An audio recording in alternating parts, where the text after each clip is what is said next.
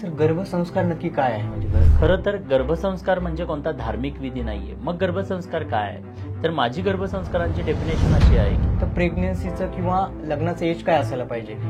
माझ्या माहितीप्रमाणे जर आपण पाहिलं तर सर्वसाधारण तर महिलांनी कोणता डाएट फॉलो करायला पाहिजे प्रेग्नन्सीमध्ये आणि कोणते फूड अवॉइड करायला पाहिजे? प्रेग्नन्सी कन्सिव्ह झाल्यानंतर सुरुवातीच्या काळात तरी अनेक काही पदार्थांबद्दल बोललं जातं की जसं उष्णता देणारे जे काही पदार्थ आहेत. तर असं याचा इफेक्ट होतो का की गर्भवती महिलांनी कोणते पुस्तकं वाचायला हवे की पुस्तकं वाचण्याचा फायदा होतोच का? नक्की होतो, अगदी 100% होतो. जिजा राष्ट्रमाता जिजाऊ मासाहेबांचं उदाहरण दिलं. खरं तर आऊसाहेबांनी पुस्तकं वाचलीत किंवा अनेक स्टोरीज कथा ऐकल्या. त्याचं कारण काय? जय महाराष्ट्र मंडळी, आज आपण एका अशा महत्त्वाच्या विषयावरती चर्चा करणार आहोत की गर्भवती महिलांनी स्वतःची गर्भवती असताना कशी काळजी घ्यायला पाहिजे, गर्भसंस्कार काय असतात, कोणत्या गोष्टी गर्भवती महिलांनी अवॉइड करायला पाहिजे, कोणत्या गोष्टी फॉलो करायला पाहिजे ज्यामुळे आपलं बाळ मानसिकरित्या, बौद्धिकरित्या आणि शारीरिकरित्या सक्षम आणि सुदृढ राहील. तर आज आपल्यासोबत या विषयावरती चर्चा करण्यासाठी आहे डॉक्टर विष्णू माने सर. नमस्कार विष्णू माने सर, तुमचं मराठी माणूस या चॅनलमध्ये सहर्ष स्वागत आहे. थँक्यू. येस सर, आमच्या ऑडियन्सला सर्वात प्रथम तुम्ही काय करता व तुमच्या क्षेत्राबद्दल थोडीशी माहिती द्या. माझं नाव doctor Vishnu Mane, star mentor mind and गर्भसंस्कार कोच. खरं तर हिप्नॉसिस आणि सबकॉन्शियस माइंड या विषयावरती मी जवळजवळ 25 वर्ष काम करतोय. Okay. By education mechanical engineer आहे आणि आज गर्भसंस्कारांवरती गेली 5 वर्ष काम करतोय. खरं तर गर्भसंस्कार हा एक असा विषय आहे ज्या विषयाच्या माध्यमातून खरं तर प्रत्येक गर्भवती स्त्रीला कणखर आणि खंबीर बनवण्याचं काम केलं जातंय. गर्भवती म्हटलं ना, खरं तर प्रेग्नन्सी हा प्रत्येक स्त्रीच्या आयुष्यातला खूप महत्त्वाचा काळ आहे. पुनर्जन्म आहे असं म्हटलं जातं. आणि या महत्त्वाच्या क्षणी मला या गर्भसंस्कारांच्या माध्यमातून एका गर्भवती स्त्रीला किंवा त्या गर्भवती आईला मदत करण्याची संधी या गर्भसंस्कारांच्या ॲक्टिव्हिटीजच्या माध्यमातून मिळत आहे. खरं तर हा अवेअरनेस आज प्रत्येक स्त्रीपर्यंत पोहोचणं गरजेचं आहे. अपत्य म्हणजे आजच्या पिढीमध्ये पती पत्नी फार फार तर 1 किंवा 2 बाळांना जन्म देत आहेत. अशा परिस्थितीमध्ये येणारं बाळ हे फक्त त्या कुटुंबासाठी नाही, तर येणारं बाळ हे या देशाचं भवितव्य आहे असा विचार करून यायला हवं. आणि असा विचार ठेवून तशा पद्धतीचा जर प्रयत्न केला तर मला वाटतं की अशी बाळं जन्माला येऊ शकतात. आणि म्हणून प्रेग्नन्सीकडे पाहण्याचा किंवा बाळाकडे बघण्याचा दृष्टिकोन या गर्भसंस्कारांच्या माध्यमातून आम्ही बदलतोय. आणि खरं तर हे जे कार्य आहे या कार्याच्या माध्यमातून मला विश्वास आहे की येणारी पिढी आणि देश बदलणार आहे. पूर्ण वेळ मी स्वतःला या कार्यासाठी आता वाहून घेतलेलं आहे. आणि जास्तीत जास्त घराघरातल्या त्या गर्भवती स्त्रीला कणखरता देण्याचं काम, तिला धैर्य आणि सामर्थ्य देण्याचं काम या प्रोग्रामच्या माध्यमातून आम्हाला करायचं. ओके सर, गर्भसंस्कार नक्की काय आहे म्हणजे गर्भसंस्कार? आता गर्भसंस्कार तसं पाहिलं तर भारतामध्ये हा विषय किंवा हा शब्द काही प्रचलित आहे, म्हणजे अननोन आहे असा नाहीये. बट या विषयाचं गांभीर्य मात्र आपल्या लोकांना नाहीये. खऱ्या अर्थानं गर्भसंस्कार हा विषय जेव्हा आपण वाचतो, ऐकतो किंवा ऐकला जातो त्यावेळी डोळ्यासमोर सर्वसाधारण एखादा धार्मिक विधी, पूजापाठ किंवा पर्टिक्युलर धर्मासाठी केलेला गेलेला ॲक्टिव्हिटी असं आपल्याला वाटतं. पण खरं तर गर्भसंस्कार म्हणजे कोणता धार्मिक विधी नाहीये. मग गर्भसंस्कार काय आहे? तर माझी गर्भसंस्कारांची डेफिनेशन अशी आहे की गर्भसंस्कार म्हणजे त्या प्रत्येक गर्भवती महिलेचं 9 महिन्यांसाठी happy, active, creative, energetic, peaceful, stable, positive आणि कन्सिस्टंट राहणं. निसर्गानं, नेचरनं 9 महिन्यांचा काळ त्या बाळाला तयार होण्यासाठी त्या स्त्रीला दिलेला आहे. खरं तर या 9 महिन्यांच्या काळामध्ये एक आई कोण आहे? तर आई डिझायनर आहे. ज्या पद्धतीनं एखादी व्हेकल आधी बनण्याच्या आधी काय होते की ERC मध्ये, इंजिनिअरिंग रिसर्च सेंटरमध्ये ती डिझाईन होते. असं म्हटलं जातं की जेवढं उत्कृष्ट डिझाईन तेवढं उत्कृष्ट प्रोडक्ट किंवा तो प्रोडक्ट चालण्याची शक्यता खूप जास्त असते. ते डिझाईन करण्याचं काम या 9 महिन्यांच्या काळामध्ये आई करत असते. आज मला सांगायला अभिमान वाटतो की मी जी काही डेफिनेशन बनवलेली की हा कोणता धार्मिक विधी नाहीये. त्यामुळे आज आम्हाला लाखो लोक, 18पेक्षा अधिक देशातली 2.5 लाखांहून 3 लाखांहून अधिक लोक जोडली गेलेले आहेत. तर या लोकांमध्ये सर्व जाती धर्माचे लोक आहेत. आज सांगायला अभिमान वाटतो की मुस्लिम कास्टमधून असणाऱ्या अनेक महिला, शेकडो महिला आमच्याकडे गर्भसंस्कार असं धार्मिक कोणतंच नाही की कोणत्या धर्मासाठी असं आपल्याला कसं वाटतं की हिंदू धर्मासाठी आहे की गर्भसंस्कार हे फक्त हिंदू धर्मासाठी आहे, पण तसं नाहीये. आणि त्याचमुळे आज जी डेफिनेशन मी मांडतो, ज्या पद्धतीनं स्त्रीच्या भावनांना बदलण्यासाठीचे जे काही प्रयत्न केले जातात हे जेव्हा लोक अनुभवतात त्यावेळेला असं लक्षात येतं की आज प्रत्येक धर्माचे, मग ख्रिश्चन धर्मांचे असोत, शीख असोत, हिंदू असोत किंवा मुस्लिम धर्मीय असोत, सगळेजण आज स्वतःच्या बाळाला आणि त्या प्रेग्नन्सीच्या 9 महिन्याच्या जर्नीला उत्कृष्ट बनवण्यासाठी म्हणून या प्रोसेस सोबत आज जोडले जात आहेत. सर तुम्ही बोलले जसं की गर्भवती महिलांनी काळजी घेणं खूप महत्वाचं किंवा गर्भसंस्कार करणं महत्वाचं आहे. तर गर्भसंस्कार आपण घरी करू शकतो का किंवा कोणी असं कन्सल्टंट वगैरे घ्यायला पाहिजे का गर्भसंस्कारामध्ये, कसं असतं? खरं तर पहिला प्रश्न, गर्भसंस्कार घरी करू शकतो का, तर येस, घरी करू शकता, अगदी 100% घरी करू शकता. मला बरेचदा असंही विचारलं जातं की सर तुमचा ऑफलाईन क्लास आहे का, तर ऑफलाईनला क्लास करता येणं शक्य नाहीये. बरेचदा गर्भसंस्कारांची एखादी दिवसाची कार्यशाळा असते, आठवड्यातून एकदा कार्यशाळा घेतली जाते किंवा 3 दिवसांचा एखादा कोर्स दिला जातो. खरं तर 3 दिवसांचा कोर्स किंवा एखाद्या दिवसाची कार्यशाळा म्हणजे गर्भसंस्कार होऊ शकत नाही. त्या 3 दिवसांच्या एका दिवसाच्या कार्यशाळेमध्ये गर्भसंस्कारांबद्दलचं नॉलेज तुम्हाला मिळेल, इन्फॉर्मेशन्स तुम्हाला मिळतील, बट त्या 3 दिवसात गर्भसंस्कार होऊ शकत नाहीत. गर्भसंस्कार ही सातत्यानं एव्हरी डे 9 महिने दररोज करायची ऍक्टिव्हिटी आहे. कारण बाळ एका दिवसात वाढत नाहीये, ते गर्भात रोज वाढत आहे, दररोज त्या बाळाचा विकास होतोय. त्यामुळे दररोजसाठी आईच्या भावना आणि आईचे विचार, आईचा फोकस त्या बाळावरती असणं गरजेचं आहे. आणि त्यासाठी कोणतीही आज गर्भवती स्त्री घरी बसून तिच्या फावल्या वेळेत, इव्हन आज माझ्याकडं म्हणजे हजारो लोक जोडले गेलेले आहेत. सो कोणी पोलीस आहेत, पोलीस डिपार्टमेंटमधून आहेत, डॉक्टर्स, जवळजवळ 2000 अधिक डॉक्टर महिला गर्भसंस्कार करतायत, त्याचबरोबर वकील आहेत, अशा वेगवेगळ्या IAS IPS असणाऱ्या महिला आज गर्भसंस्कार करतात. सो जॉब करत असताना सुद्धा आज डिजिटल या टेक्नॉलॉजीमुळे घर बसल्या आज प्रत्येक गर्भवतीला गर्भसंस्कार करता येणार आहेत. फक्त आधी त्यासाठीचा तो विषय समजून घेतला पाहिजे, त्याचं नॉलेज घेतलं पाहिजे आणि नॉलेज घेऊन त्या पद्धतीनं तिथून पुढे डिलिव्हरीपर्यंतचा प्रत्येक दिवस आणि दिवस, येणारा प्रत्येक क्षण आईनं ते इन्व्हेस्ट केला गेला पाहिजे. सो गर्भसंस्कार घरी बसल्या करता येतात का, तर येस, करता येतात. टेक्नॉलॉजीमुळे तुम्हाला सगळ्या गोष्टी आज शक्य आहेत. प्रोसेस समजून घेणं गरजेचं आहे आणि समजलेली प्रोसेस दररोज सातत्यानं फॉलो करणं गरजेचं आहे. ओके सर, आता म्हणजे प्रेग्नन्सी प्लॅनिंग करणं गरजेचं का? आता कोणी कोणी कसं की आपण प्रेग्नन्सी प्लॅनिंग वगैरे काहीच नसतं की त्यानुसार तुम्हाला काय वाटतं की प्रेग्नन्सी प्लॅनिंग वगैरे असं मी म्हणेन खूप चांगला प्रश्न विचारलाय. आजच्या परिस्थितीमध्ये काय झालेलं आहे की अनेक प्रॉब्लेम्स आहेत. पहिलं तर लग्न उशिरा होत आहेत. लग्न झाल्यानंतर सुद्धा बाळाला जन्माला घालायला प्रायोरिटी दिली जात नाही, फार शेवटी प्रायोरिटी दिली जाते. आणि मग या सगळ्या गोष्टींमुळे होतं काय, तर एकतर कन्सेप्शनचे इश्यूज चालू झाले आहेत. त्यामुळे इन्फर्टिलिटी हा खूप मोठा प्रॉब्लेम आज आपल्या लोकांसमोर उभा राहिलेला आहे.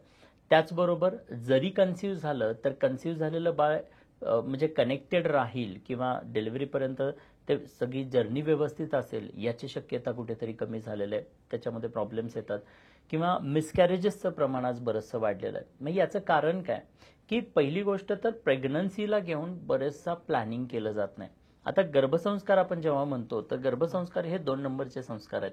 पहिल्यांदा येतात ते बीजसंस्कार आणि शेवटी येतात ते अंत्यसंस्कार. जो 16 संस्कारांबद्दल आपल्या मध्ये बोललं जातं, तर हे 16 संस्कारांमधले सगळ्यात पहिले येणारे संस्कार म्हणजे बीजसंस्कार आहेत. तर खरं तर हे बीजसंस्कार आधी करायला पाहिजे. म्हणजे जे प्रेग्नन्सी प्लॅन करतायत, लग्न झाल्यानंतर फक्त शारीरिकदृष्ट्या एकत्र येऊन चालणार नाहीये, तर मानसिकदृष्ट्या सुद्धा एकत्रित येणं गरजेचं आहे. आणि त्यासाठी आधी पती पत्नींनी याबद्दलचा अवेअरनेस जाणून घेणं गरजेचं आहे. बाळाला जन्माला द्यायच्या आधी काही गोष्टींची क्लॅरिटी करणं गरजेचं आहे. भावनिकदृष्ट्या दोघे त्या गोष्टीला जेव्हा तयार असतील त्यावेळेला, म्हणजे जसं शारीरिकदृष्ट्या तयार असल्याशिवाय बाळ येऊ शकत नाही, अगदी तसंच मी म्हणते की भावनिकदृष्ट्या सुद्धा पती पत्नी तयार असणं गरजेचं आहे. आणि त्यासाठी काही गोष्टींची जाणीव करून घेणं गरजेचं आहे, आधी तयारी करणं गरजेचं आहे. आज आपण पाहतो की IT क्षेत्रामध्ये असेल किंवा मोस्टली आज प्रत्येक मेट्रो सिटीजमध्ये राहणारं कपल शक्यतो वर्किंग कपल आहे.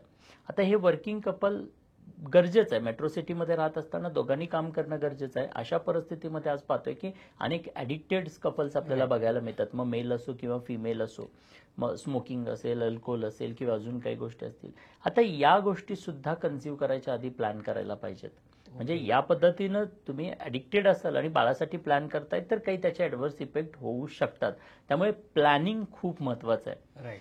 असं म्हटलं जातं की if you fail to plan you are planning to fail. 100%. आणि म्हणून आधी ते फोकस करणं खूप गरजेचं आहे. ओके सर, तुम्ही आता बोलले की लग्न खूप म्हणजे लेट होत आहेत वगैरे, तर तुमच्या मते की प्रेग्नन्सीसाठी किंवा बाकीच्या सगळ्या गोष्टी, इन्फर्टिलिटी खूप आता प्रमाण वाढले, तर प्रेग्नन्सीचं किंवा लग्नाचं एज काय असायला पाहिजे की? सो माझ्या माहितीप्रमाणे जर आपण पाहिलं तर सर्वसाधारण 26 पासून पुढे म्हणजे स्त्री जर असेल स्त्री ॲटलिस्ट 25 पर्यंत तरी लग्न करायला पाहिजे आणि मेलमध्ये जरी म्हटलं तर अगदी 26-27 पर्यंत मॅक्झिमम, 28 मॅक्झिमम इथंपर्यंत ठीक आहे. या एजमध्ये आधी जेवढं होईल कसं असतं की शरीराची काही कपॅसिटीज आहेत, शरीरामध्ये ग्रोथ होत असते, ग्रोईंग शरीर असतं. तर त्या ठराविक एजमध्ये जर झालं लग्न तर बाळांसाठीच्या समस्या येण्याची शक्यता कमी आहे. कारण बाळांसाठी ओके. सर्वसाधारण 30 किंवा 30च्या आतमध्ये जर प्रयत्न केला गेला तर असे काही कॉम्प्लिकेशन्स फारसे पाहायला मिळत नाहीत. पण एकदा का 30 ओलांडलं एज त्यानंतर मात्र काही कॉम्प्लिकेशन्स काही कपल्समध्ये बघायला मिळतात. Right. आणि even complications not because of age, because of habits also. Sir म्हणजे अशा कोणत्या हॅबिट्स आहेत की ज्याच्यामुळे तुम्हाला प्रेग्नेन्सी किंवा अशा गोष्टींसाठी प्रॉब्लेम येऊ शकतो? खरं तर इन्फर्टिलिटीचे पण प्रॉब्लेम नाही, खूप चांगला प्रश्न आहे. कारण कोणत्या हॅबिट्स आहेत तर खरं तर आज माणूस म्हणजे बरेचदा आळशी झालेला आहे. पहिली गोष्ट म्हणजे काय, एक्सरसाइजचा अभाव. आज ओबॅसिटी वाढत चाललेलं आहे, म्हणजे एक्सरसाइज नाहीये. आणि त्याचबरोबर एक्सरसाइज नसताना दुसरी हॅबिट म्हणजे काय, आज आपण जंक फूड्स खातोय. सो जंक फूड्स आणि एक्सरसाइजचा अभाव ह्या दोन महत्त्वाच्या गोष्टी आहेत. आणि त्यानंतर तिसरा महत्त्वाचा गोष्ट आहे ते म्हणजे स्ट्रेस. आता स्ट्रेस वाढल्यामुळे होतं काय की झोपेचे इश्यूज चालू आहेत किंवा अनेक काही बाकीच्या व्याधी चालू आहेत, प्रॉब्लेम्स चालू आहेत. आणि त्यानंतर चौथं म्हणजे मग ॲडिक्शन्स, मग ते अल्कोहोल असेल, स्मोकिंग असेल. तर या ज्या काही गोष्टी आहेत त्या कुठेतरी तुमच्या फिजिकल स्ट्रेंथला वीक बनवायला मदत करतात. आणि या अशा काही हॅबिट्स असतील म्हणजे तुम्ही एक्सरसाइज करत नाहीयेत, तुम्ही जंक फूड खाताय, तुम्ही काही ॲडिक्शन्स करतायत किंवा तुम्हाला स्ट्रेस लेवल खूप हाय आहे, झोपेचे प्रॉब्लेम्स आहेत, असे 5 इश्यूज असतील तर डेफिनेटली कुठेतरी तुम्हाला हे असे इश्यूज येणार आहेत. ओके. सर असं मला एक विचारायचं की मेलनी काय म्हणजे हे घ्यायला पाहिजे की ज्याच्यामुळे त्याचा इन्फर्टिलिटीचा किंवा अशा प्रॉब्लेम्स नाही यायला पाहिजे अशा केअरसाठी? सो ह्याच 5 गोष्टींकडे फोकस केला गेला पाहिजे. हेल्दी आहार कसं असतं की बॉडीसाठी 3 महत्त्वाच्या गोष्टी आहेत. म्हणजे कोणतंही शरीरशास्त्र जे आहे त्याच्यासाठी 3 महत्त्वाच्या गोष्टी आहेत. त्यातली पहिली महत्त्वाची गोष्ट म्हणजे न्यूट्रिशियस आहार. ओके. चांगलं न्यूट्रियन्स, शरीराला पोषकता देणारे असे हे अन्नपदार्थ आपण घेतले गेले पाहिजेत. सो आहार चांगला असला पाहिजे, that is number 1. Second, exercise असणं खूप गरजेचं आहे, एक्सरसाइज करायला पाहिजे. आणि तिसरी गोष्ट म्हणजे झोप चांगली असायला पाहिजे. या 3 गोष्टी ज्यांच्या परफेक्ट आहेत, चांगली व्यवस्थित गाढ झोप लागते, चांगला घरचा आहार घेतला जातोय, न्यूट्रिशियस आहार घेतला जातोय आणि चांगलं एक्सरसाइज केलं जातंय. मला वाटतं की मेल किंवा फिमेल तिघांमध्ये पण हे 3, या दोघांमध्ये सुद्धा हे 3 पॅरामीटर खूप महत्त्वाचे आहेत. या 3 गोष्टी जर परफेक्ट असतील, व्यवस्थित करत असाल तर मला वाटतं की इन्फर्टिलिटीचा प्रॉब्लेम भेडसावण्याची शक्यता खूप कमी आहे. ओके. सर आता तुम्ही डाएटबद्दल बोलले, तर महिलांनी कोणता डाएट फॉलो करायला पाहिजे प्रेग्नन्सीमध्ये आणि कोणते फूड अवॉइड करायला पाहिजे? आता प्रेग्नन्सी म्हणजे जसं आत्ता आपण आत्तापर्यंत बोलत होतो हे प्रेग्नन्सी प्लॅनिंगमध्ये बोलत होतो की हे 3 गोष्टी महत्त्वाच्या आहेत. तसंच कन्सिव्ह केल्यानंतर म्हणजे प्रेग्नन्सीची गुड न्यूज मिळाल्यानंतर एक्सरसाइजेस करायला पाहिजेत, पण ते अर्ली स्टेजमध्ये नाही. सर्वसाधारण पहिल्या 3 महिन्यांमध्ये जेव्हा ते बाळ किंवा पित्याकडून आलेला तो बीज जेव्हा स्त्रीच्या प्लासेंटाला अटॅच होतो, तिच्या गर्भामध्ये वाढायला लागतो, तो अटॅच होईपर्यंतचा सुरुवातीचा जो 3 महिन्यांचा काळ आहे त्यावेळेला स्त्रीनं खरं तर फिजिकल एक्सरसाइजेस किंवा एक्झर्शन करायचे नसतात. पण त्यानंतर मात्र काही फ्लेक्झिबिलिटीसाठी, कारण कसं होतं की बाळ जेव्हा ग्रो व्हायला लागतं तर बाळाला ती जागा, स्पेस क्रिएट होणं गरजेचं असतं आणि त्यासाठी शारीरिक हालचाली खूप महत्त्वाच्या असतात. त्याचबरोबर नॉर्मल डिलिव्हरीसाठी सुद्धा स्त्रीनं एक्सरसाइज करणं गरजेचं आहे. आता हा झाला एक्सरसाइजचा भाग. त्याचबरोबर आहार. सो प्रेग्नन्सी कन्सिव्ह झाल्यानंतर सुरुवातीच्या काळात तरी अनेक काही पदार्थांबद्दल बोललं जातं की जसं उष्णता देणारे जे काही पदार्थ आहेत, बरेचदा आंब्याबद्दल, मँगोबद्दल बोललं जातं किंवा पपईबद्दल बोललं जातं. तर पपई, मँगो अशा प्रकारचे उष्णता असणारे पदार्थ अवॉइड करायचे असतात. आणि जर ते खायचेच असतील, काही लोक सांगतात ते खाता येतात पण त्याची काही प्रोसेस राहते. मग तशा प्रकारे प्रोसेस करून जर का खाल्लं तर फारसा त्याचा काही इम्पॅक्ट होत नाही. बट मोस्टली प्रेग्नन्सीमध्ये हे उष्णता देणारे पदार्थ टाळले जातात. कारण होतं काय, पपई असेल, मँगो असेल तर या गोष्टींमुळे काही वेळेला मिसकॅरेजेस, मिसअबॉर्शन होण्याची शक्यता असते. आता हा झाला की टाळण्यासंदर्भात बद्दल बोलतोय आपण. बट योग्य सल्ला म्हणजे कसं असतं की प्रत्येक व्यक्तीची शारीरिक म्हणजे प्रत्येक व्यक्ती वेगळा आहे. वेगवेगळ्या प्रकृती आयुर्वेदामध्ये सांगितले, पित्त प्रकृती असेल, वात प्रकृती असेल, कफ प्रकृती असेल, तर प्रत्येक त्या व्यक्तीच्या नुसार त्यांचा डाएट ठरला गेला पाहिजे. सो मोस्टली मला वाटतं की भारतीय महिला डाएटबद्दल अवेअर आहेत. प्रेग्नन्सीची गुड न्यूज मिळाल्यानंतर चांगला आहार, न्यूट्रिशियस आहार, ड्रायफ्रुट्स, फ्रूट्स, लिक्विड्स असणारे आहार शक्यतो वाढवतात, घेतले जातात. आणि मोस्टली प्रेग्नन्सीची गुड न्यूज मिळाल्यानंतर आपल्या भारतात एक चांगली गोष्ट आहे ते म्हणजे मेडिकल कन्सल्टेशन्स घेतले जातात. मग ती गरीब असो, श्रीमंत असो, कोणतीही महिला असो, बट तिला मेडिकल सल्ला, ॲडवाईस आज अवेलेबल आहे. आणि त्यांच्या सल्ल्यानुसार तशा प्रकारचा तो आहार प्रत्येक व्यक्तीनं आपल्या डॉक्टरांच्या कन्सल्टेशननुसार तशा प्रकारचा घ्यायला पाहिजे. त्याचबरोबर डॉक्टर्स बरेचदा म्हणजे फॉलिक ॲसिड्स असेल, काही सप्लिमेंट्स असतील तर ते सप्लिमेंट्स किंवा मेडिसिनसुद्धा सजेस्ट करत असतात. त्यामुळे अर्ली स्टेजमध्ये कन्सिव्ह झाल्या डॉक्टरांचा सल्ला घेणं आणि त्यांच्या सल्ल्यानुसार आहारामध्ये बदल करणं आणि ज्या गोष्टी टाळायच्या म्हणजे जंक फूड्स असतील, अल्कोहोल असेल, अशा काही गोष्टी असतील तर ते सगळं टाळणं आणि फोकस करून चांगला आहार घेणं हे गरजेचं आहे. आता सर तुम्ही बरंच म्हणजे बघितलं असेल किंवा आपण सगळे बघतो की आता IT मध्ये बऱ्याच महिला काम करतात, त्यांची लाईफस्टाईल खूप वेगळी असते. आता बरेच कोणी ॲडिक्शन करतं, कोणी दारूचं करतं, कोणी सिगरेट वगैरे घेतं. त्या ॲडिक्शनचा लाईफस्टाईलचा गर्भवती महिलेच्या मुलावरती होतो का इफेक्ट? म्हणजे बाळावरती effect होतो? डेफिनेटली बाळावरती होत असतो. कारण कसं असतं की ब्रेन म्हणजे ज्यावेळेला काही अल्कोहोल ॲडिक्शन किंवा अशा ॲडिक्शन्स केले जातात तर ॲडिक्शनचा कुठेतरी त्या स्त्रीच्या भावनांवरती, स्त्रीच्या मेंदूवरती परिणाम होतो आणि त्या परिणामाचा बाळावरती सुद्धा परिणाम होत असतो. त्यामुळे मोस्टली अशा प्रकारचे अंमली पदार्थांचं सेवन या प्रेग्नन्सीच्या काळामध्ये टाळलं गेलं पाहिजे. कारण जो त्रास आईला होणार आहे तोच त्रास त्या बाळाला सुद्धा होणार आहे. सो आता जे बाळ जे असतं प्रेग्नन्सीमध्ये ते त्या स्त्रीच्या शरीराचा हिस्सा आहे. म्हणजे उदाहरणार्थ पित्याकडून जेव्हा बीज आला ते बीज काय होतं की प्लासेंटाला अटॅच होतं आणि प्लासेंटाला अटॅच झाल्यानंतर ते बाळ म्हणजे कोणती दुसरी इंडिपेंडंट पर्सनॅलिटी नाही आहे. ते बाळ काय आहे तर त्या स्त्रीच्या शरीराचा हिस्सा आहे आणि त्या स्त्रीच्या शरीराचा हिस्सा असल्या कारणानं स्त्रीला जे काही इश्यूज येतील ते डेफिनेटली त्या बाळालाही इश्यूज येणार आहेत. स्त्रीवरती जो काही परिणाम होईल तो सेम परिणाम त्या बाळावरती सुद्धा होणार आहे आणि त्यामुळे जागरूकपणे काही गोष्टी अवॉइड केल्या गेल्या पाहिजेत. ओके सर, म्हणजे आता तुम्ही डाएटचं बोललो आपण किंवा त्यांची लाईफस्टाईल कशी असायला पाहिजे. तर आता बरेच जण आता छत्रपती शिवाजी महाराजांचं आपण हे घेऊ शकतो की जिजामातेंनी पहिल्यापासून पुस्तकांवरती किंवा एक जे जुने इतिहास वगैरे होता अशा गोष्टींवरती फोकस केला होता. तर असं याचा इफेक्ट होतो का की गर्भवती महिलांनी कोणती पुस्तकं वाचायला हवी, की पुस्तकं वाचण्याचा फायदा होतोच का खरंच? नक्की होतो, अगदी 100% होतो. राष्ट्रमाता जिजाऊ मासाहेबांचं उदाहरण दिलं. खरं तर आऊसाहेबांनी पुस्तकं वाचलीत किंवा अनेक स्टोरीज, कथा ऐकल्या. त्याचं कारण काय? आऊसाहेबांना बाळ काय हवं होतं, कशासाठी हवं तर हिंदवी स्वराज्य निर्माण करण्यासाठी. आता हिंदवी स्वराज्य निर्माण करणं हा विचार सुद्धा त्यावेळेला म्हणजे वाळवंटात एखादं हिरवं पान फुटावं अगदी तसा तो विचार होता. म्हणजे अशक्य पाय अशी ही गोष्ट होती. पण त्या माऊलीनं तो विचार केला आणि फक्त विचार केला नाही तर गर्भात वाढणारं बाळ तशाच भावनांनी बनलं पाहिजे, तसंच कणखर आणि खंबीर बनलं पाहिजे, करेजियस बनलं पाहिजे, योद्धा बनलं पाहिजे, त्याला राजा बनायचा आहे. आजूबाजूला असणारं हे जे काही वाळवंट आहे म्हणजे आदिलशाही होती, कुतुबशाही होती, निजामशाही होते, हे सगळे म्हणजे यांचं सगळ्यांचं राज्य होतं आणि अशा ठिकाणी स्वतःचं मराठी हिंदवी स्वराज्य निर्माण करणं हा विचार करणं सुद्धा तसं अवघड होतं. बट आऊसाहेबांनी तो विचार केला आणि येणारं बाळ हे तसं काहीतरी घडवण्यासाठी येणार आहे. ते शूरवीर योद्धा असलं पाहिजे, ते राजा बनण्यासाठी येणार आहे हे आईला माहिती होतं. त्यामुळे आईनं काय केलं की महाभारत असेल, रामायण असेल म्हणजे शूरवीरांच्या कथा किंवा ती पुस्तकं वाचन असेल तर ते आईनं केलेलं होतं. आईनं परिपूर्णपणे 9 महिन्यांचं प्रेग्नन्सीचं प्लॅनिंग केलेलं होतं. सो जिजाऊ मासाहेब 9 महिन्यांच्या काळामध्ये स्वस्थ नव्हत्या बसलेल्या.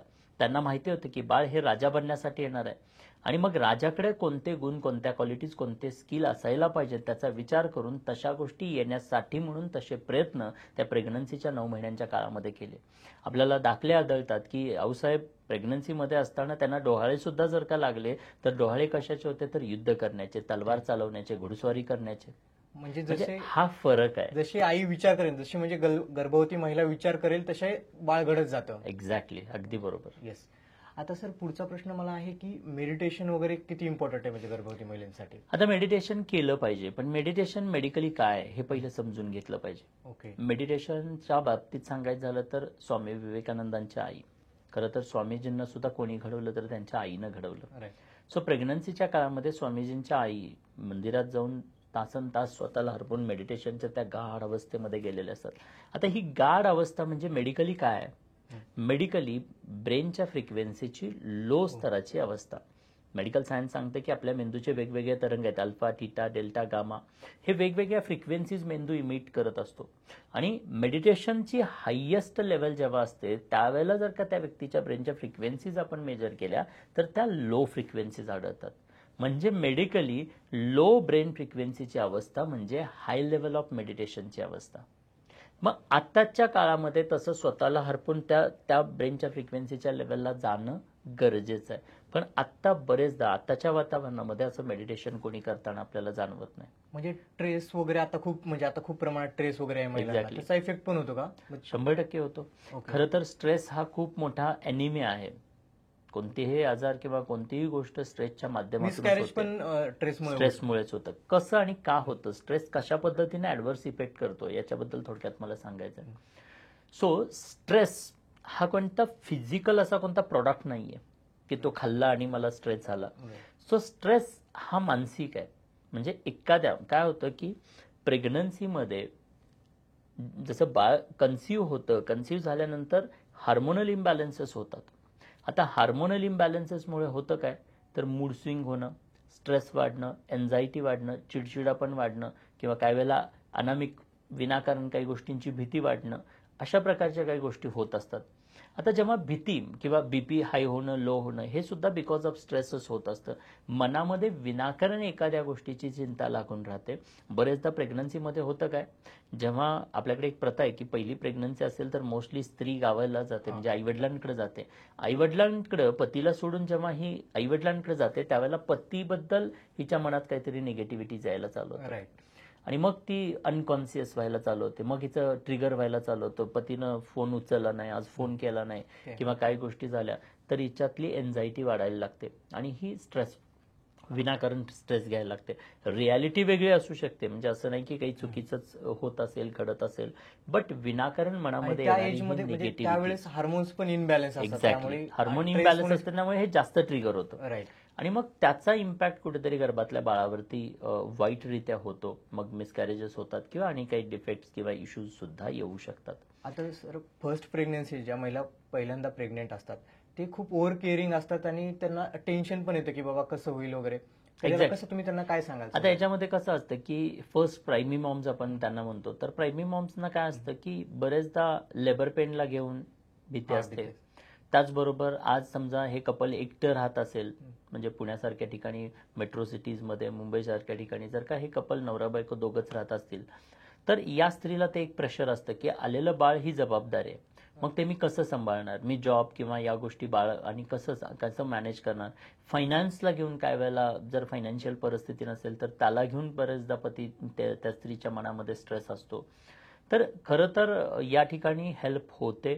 जसं आता आमच्या GSCला जोडले गेल्याने जे लोक आहेत आमच्यासोबत जोडलेले लोक, त्यांना तो सपोर्ट मिळतो. म्हणजे जरी आई घरात नसेल तरी सुद्धा तो सपोर्ट, आईसारखा सपोर्ट या GSC फॅमिलीमध्ये दिला जातो आणि मग ती स्त्री एन्जॉय करते, एंगेज्ड राहते, बिझी राहते. आता प्रॉब्लेम काय असतं, आपल्याकडे एक म्हण आहे, रिकामं मन सैतानाचं घर. आता काय असतं की प्रेग्नन्सीमध्ये जर का स्त्री वर्किंग नाहीये, ती घरी एकटीच आहे, नवरा घरी नाहीये, अशा परिस्थितीमध्ये हार्मोनल इम्बॅलन्सेसमुळे तिच्यामधला ती एन्झायटी, स्ट्रेस, डिप्रेशन्स आणि चिडचिडापण अजून वाढायला लागतो. मग त्या रिकाम्या वेळेत ती अजून निगेटिव्ह विचार करायला लागते आणि त्याचा निगेटिव्ह इम्पॅक्ट त्या बाळावरती व्हायला लागतो. म्हणून या गर्भवती स्त्रीला तसं रिकामं नाही सोडलं पाहिजे. ती त्या बाळाच्या विचारामध्ये मग्न असली पाहिजे. त्या बाळासाठी लॉजिकल ब्रेनच्या काही ऍक्टिव्हिटीज असतील, राईट ब्रेनच्या काही क्रिएटिव्ह ऍक्टिव्हिटीज असतील, म्युझिक्स असतील, मेडिटेशन्स असतील, वेगवेगळ्या ऍक्टिव्हिटीज असतील, अशा या सगळ्या क्रियांमध्ये ती बिझी राहिली पाहिजे. राईट. आता सर तुम्ही बोलले की हजबंडचा पण रोल याच्यामध्ये पाहिजे, तर हजबंडनी काय करायला पाहिजे, कसा सपोर्ट करायला पाहिजे ॲज अ हजबंड, किंवा एक फॅमिलीने कसं सपोर्ट करायला पाहिजे प्रेग्नेंट वुमन? खूप चांगला प्रश्न केलात. कारण मी नेहमी सांगतो की प्रेग्नन्सीमध्ये सर्वात महत्वाचं काय, आज भारतातली परिस्थिती पाहिली तर भारतातलं, जसं सुरुवातीला सांगितलं की कुटुंब गरीब असो किंवा श्रीमंत असो, पैसे असो किंवा नसो, पण प्रेग्नन्सीमध्ये भारतातल्या प्रत्येक स्त्रीला ॲटलिस्ट आहार त्यातल्या त्यात बरा मिळतो किंवा फोकस होतो आहारावरती. गव्हर्नमेंट सुद्धा आहारासाठी काम करतं. त्याचबरोबर मेडिकल फॅसिलिटीज, मग ते आपल्या पालिकेचे असतील किंवा गव्हर्नमेंटचे मेडिकल डिपार्टमेंट्स आहेत, हॉस्पिटल्स आहेत, तिथेही त्यांना सेवा मिळते. म्हणजे प्रत्येक गर्भवती महिला भारतातली, मग ती गरीब असो श्रीमंत असो, त्या बाळाच्या किंवा स्वतःच्या फिजिकल डेव्हलपमेंटसाठी जागरूक आहे. Physical Right. डेव्हलपमेंट म्हणजे काय, तर शारीरिक घेत असलेला आहार असेल, मेडिसिन्स असतील, सप्लिमेंट असतील, त्याचबरोबर स्कॅनिंग करून बाळाची होणारी जी काही वाढ आहे, वीक वाईज होणारी वाढ आहे, तेही स्कॅन करून तपासली जात असते. म्हणजे शारीरिक डेव्हलपमेंटसाठी थोडाफार तरी अवेअरनेस आहे. ती Right. एक्सरसाइज करते. बट मानसिक बौद्धिक आणि त्या बाळाच्या मानसिक बौद्धिक आणि इंटलेक्च्युअल डेव्हलपमेंट, म्हणजे मेंटल इमोशनल आणि इंटलेक्च्युअल डेव्हलपमेंट, याच्यासाठी मात्र आपल्याकडे काही करताना जाणवत नाहीये आणि या ऍक्टिव्हिटीज मिसिंग आहेत. Right. खरं तर त्या स्त्रीच्या भावना त्या बाळावरती परिणामकारक ठरत असतात आणि म्हणून इनलॉज असतील. आता पतीचा रोल इथे काय असतो, तर स्त्री कन्सिव्ह झाल्यानंतर हार्मोनल इम्बॅलन्स होणार आहेत का, तर ते होणार आहेत, ते नॅचरल आहे. प्रत्येक स्त्रीला होतच होतं, त्यात वेगळं काही नाहीये. दुसरी गोष्ट, प्रेग्नन्सीमध्ये आपल्याकडं प्रेग्नन्सी म्हणजे कुठेतरी आजार असल्यासारखं पाहिलं जातं. मुळात प्रेग्नन्सी हा कोणता आजार नाहीये. तर इथे त्या गर्भवती महिलेला ताकद देण्याचं काम, खंबीर बनवण्याचं काम, कणखर बनवण्याचं काम हे प्रत्येक पतीचं, प्रत्येक इनलॉजचं असलं पाहिजे. ह्याच्यामध्ये काही व्हॅल्यू ॲडिशन करेन.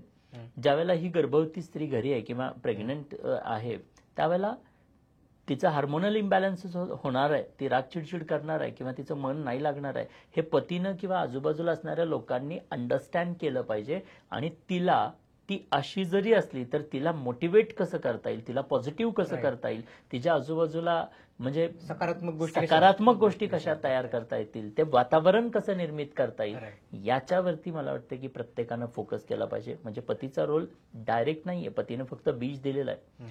आता बीज त्या स्त्रीगर्भामध्ये गेल्यानंतर पतीचा रोल डायरेक्टली काहीच नाहीये, Right. पण इनडायरेक्टली आहे. इनडायरेक्टली काय, तर त्या स्त्रीच्या भावनांना कणखर आणि खंबीर बनवणं. तसंच सेम वे मध्ये सासू सासऱ्यांनी सुद्धा त्या स्त्रीला कणखर आणि खंबीर बनवणं, तिला हरू न देणं, तिला एनर्जी देणं, तिच्या चेहऱ्यावरती स्माईल कशी येईल, ती आनंदित कशी राहील, याच्याकडे लक्ष देणं खूप गरजेचं आहे. आणि इतकंच नाहीये, तर मला वाटतं की आज अनेक कंपन्याच आहेत, अनेक ऑफिसेस आहेत, तर अनेक या ऑफिसेसमध्ये सुद्धा जर का एखादी महिला गर्भवती असेल तर तिला कसा हॅपीनेस देता येईल, Right. याच्याकडे त्या ऑर्गनायझेशनचं किंवा तिथल्या असणाऱ्या प्रत्येक एम्प्लॉईचं, त्या प्रत्येक कलिगचं लक्ष असलं पाहिजे की हिच्या चेहऱ्यावरती आनंद असला पाहिजे, तिला पॉझिटिव्हिटी दिली गेली पाहिजे. सो सर्वांनी, म्हणजे जर का प्रेग्नन्सीमध्ये अशी छोटीशी केबिन तिला दिलेली आणि त्या केबिनमध्ये सर्वांनी मिळून काही बाळाचे पोस्टर लावलेले आहेत, रोज कोणीतरी येताना गुलाबाचं फुल तिथे आणून ठेवताय, कोणी अजून काय करताय, अशा प्रकारचं जर त्या स्त्रीला त्या ऑफिसमध्ये सुद्धा पॉझिटिव्ह एन्व्हायरमेंट दिलं गेलं तर मला वाटतं की देश बदलायला वेळ लागणार. म्हणजे सकारात्मक सगळ्या गोष्टी जवळपास पाहिजे. जी सकारात्मक महिला गोष्टी असल्या प्रेग्नेंट पाहिजेत. आहे तिने तिच्या आसपास सगळ्यांनी म्हणजे सकारात्मक गोष्टी केल्या पाहिजे, त्याचा चांगला इफेक्ट बाळावरती होतो. येस. आणि म्हणून मी सांगत असतो की तुम्ही अगदी टीव्ही सुद्धा नाही बघितले पाहिजे, न्यूजपेपर नाही वाचले पाहिजे. Yes. का, तर निगेटिव्हिटीच जिथून येतील. निगेटिव्हिटी म्हणजे काय, न्यूजपेपरमध्ये एखादी न्यूज आलेली आहे, काल अशी रात्री चोरी झाली आणि काहीतरी, जसं आता परवा चोरीचा प्रकार घडला गेला, Right. बरोबर, सैफ अली खानच्या घरी. सो म्हणजे ही निगेटिव्ह न्यूज विनाकारण त्या महिलेला एक इन्साइट देते. मग ती घरी एकटीच आहे, मग तिला वाटणार असं कोणतरी येणार तर नाही ना, मग प्रॉब्लेम, म्हणजे गरज नाही. हार्मोन इम्बॅलन्स आणि त्यामध्ये विचार वाढले. एक्झॅक्टली. आणि म्हणून निगेटिव्ह न्यूज ऐकल्या नाही पाहिजेत, वाचल्या नाहीत पाहिजे. त्यामुळे मोस्टली या प्रेग्नन्सीच्या काळामध्ये कोणत्याही न्यूज नाही ऐकल्या पाहिजे, तिच्यापर्यंत कोणतीही निगेटिव्ह न्यूज नाही पोहोचवली पाहिजे. हां, तिला पॉझिटिव्ह करण्याच्या दृष्टीने, ती मोटिवेट होण्याच्या दृष्टीने तिला अशा ह्या पॉझिटिव्ह गोष्टी मात्र जरूर दाखवल्या पाहिजेत, ऐकवल्या पाहिजेत. तशी पुस्तकं तिला दिली गेली पाहिजेत आणि तशी पुस्तकं, न्यूज आणि व्हिडिओज निश्चित तिला मोटिवेट करू शकतील. सर, आता म्हणजे आपण बघू शकतो की आता जेवढं मागच्या काही कालावधीमध्ये सी सेक्शन्स वगैरे जास्त नव्हते होत, म्हणजे सर्जरीज वगैरे प्रेग्नन्सीच्या दरम्यान, आताच्या काळामध्ये खूप सर्जरीज वगैरे वाढल्यात, त्याचं रिझन काय असू शकतं? मी म्हणेन खूप चांगला प्रश्न आहे. पूर्वीच्या काळीच काय, आजही मानव प्राणी सोडला तर दुसऱ्या कोणत्या प्राण्याचं असं सी सेक्शन होत नाही आणि एवढ्या मोठ्या प्रमाणात होत नाही. पूर्वीच्या काळी काय होतं की पर्याय नव्हता तुमच्याकडे, पहिली गोष्ट. त्यामुळे मानसिकता क्लिअर होती की म्हणजे सी सेक्शन जेव्हा तुमच्याकडे ऑप्शन असतो त्यावेळेला माणूस आधीच गिव्हअप करतो. म्हणजे लढण्यापेक्षा सोपा मार्गाने गेलेलं कधीही बेटर राहतं, असं म्हणजे एक मानसिकता बनते. होतं काय, तर आत्ताच्या काळामध्ये अनेक गोष्टी, म्हणजे महिला जेव्हा ऐकते की बाबा लेबर पेन, आता लेबर पेन बद्दल दुसऱ्याकडून कोणाकडून तरी ऐकलं गेलेलं आहे, दुसऱ्याकडून कोणाकडून तरी काहीतरी ऐकलं, म्हणजे दुसऱ्याचा अनुभव ऐकला गेलेला आहे. मग त्यामुळे होतं काय, आपण स्वतः त्या स्टेजला जेव्हा फेज करणार आहोत, तर तो फेज यायच्या आधी मनातल्या मनात त्या गोष्टीचा खूप विचार केला जातो, भीती वाटायला लागते. आणि मग मनातल्या मनात भीती वाटायला लागते. सो खरं तर मानसिकता बदललेली आहे, आणि त्या मानसिकतेमुळे काय झालं की ती फेज यायच्या आधीच आम्ही गिव्हअप केलं. आणि मग त्यामुळे काय पर्याय नाहीये. मग तुम्हाला अगदी डॉक्टर जरी सपोर्ट करत असतील तरी तुम्हाला इथे तुम्ही मानसिकदृष्ट्या हरल्यामुळे तुम्हाला तिथे मग सी सेक्शन्स करावे लागतात. सो कॉम्प्लिकेशन्स आपण जे म्हणतो, पूर्वीच्या काळी असं ऐकलं जायचं की आताच्या कंडिशनला म्हणजे बाळाची पोझिशन ठीक नाहीये डिलिव्हरीच्या वेळेला, तर मग ते सी सेक्शन करतात, किंवा पोझिशन होईल का शेवटीपर्यंत प्रयत्न केला जातो, आणि नाही आली तर मग सी सेक्शन करून बाळाला डिलिव्हरी केलं जातं.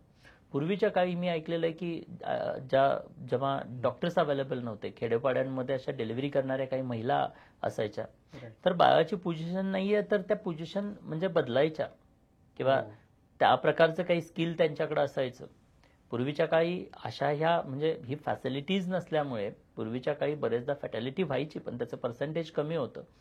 बट आत्ता काय झालेलं आहे की ही फॅसिलिटी इझिली अवेलेबल झालेल्या आहेत, त्याच्यामुळे महिला लगेच गिव्हअप करतात. दुसरी गोष्ट, आत्ताच्या महिलांमध्ये काय आलेलं आहे की मला फिगर माझी मेंटेन करायची आहे, म्हणजे मला फारसा काही मला कुठे त्रास नाही झाला पाहिजे. कारण बरेचदा काय होतं की प्रेग्नन्सीमध्ये जेव्हा नॉर्मल डिलिव्हरीज होतात त्यावेळेला काही त्या महिलांना त्याचे काही ॲडव्हर्स इफेक्ट थोडेफार सहन करावे लागतात. मग बरेचदा तेही असतं की मला फिजिकल माझी कुठेही डिस्टर्ब नाही करायचं आहे, मग सी सेक्शन बेटर.